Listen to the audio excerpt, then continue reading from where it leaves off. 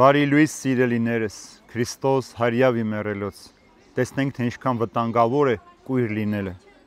Երբ դուք այս շնորհներ ունենաք եւ սրանցով հարստանաք,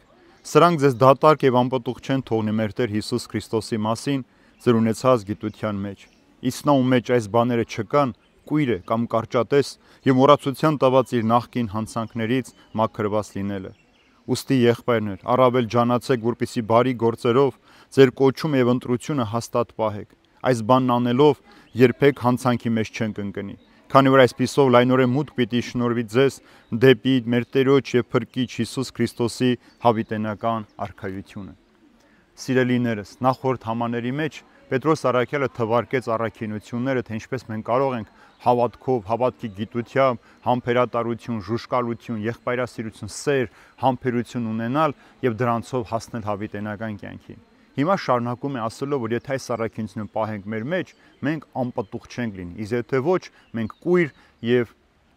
կարճատես պիտի լինենք։ Ցավոք սրտի մեր կյանքի մեջ այսօր մարդիկ հոգեվոր կուրություն ունեն։ Եվ ինչպես Եղիշեն է 5-րդ դարում ասում, լավ է կույր աչքով կամ կույր մտքով, որովհետև մտքի կուրությունը, հավատքի կուրությունը մարդուն դարձնում է դատարկ ու անպտուղ։ Ինքը ապրում է միայն մսխելու, ոչնչացնելու, սպառելու հոգեբանությամբ։ Իսկ որպեսզի դու կարողանաս ավելին անել, բարիքը գործելով ողորմության արժանանաս եւ մուտք բացվի քեզ դեպի հավիտենական կյանք, այս առաքինությունները քո կյանքի կարևոր միջոցները պիտի դառնան Քրիստոսին մոտենալու համար։ Մարդը միայն համբերությամբ կարող է համ ու հոտ բերել իր կյանքի մեջ։ Միայն համբերությամբ կարող ես հասնել եղբայրասիրության ու սիրուն։ Իսկ սերը քեզ պիտի դարձնի ամեն ինչ տեսնելու։ Հոգուտ աչքերը որ բացվեն, ճանաչես ճշմարիտ լույսը, զգաս Քրիստոսի ներկայությունը, դու այլևս անպտուղ չես լինի։ Քո կարճատեսությունը չի թույլ տա, որ դու մոռանաս, թե ով է իր մի ժամանակ եւ ինչպիսին ես այսօր։ Ցավոք սրտի մենք մարդիկս ամեն օր մոռանում ենք մեր նախորդ օրվա կյանքը,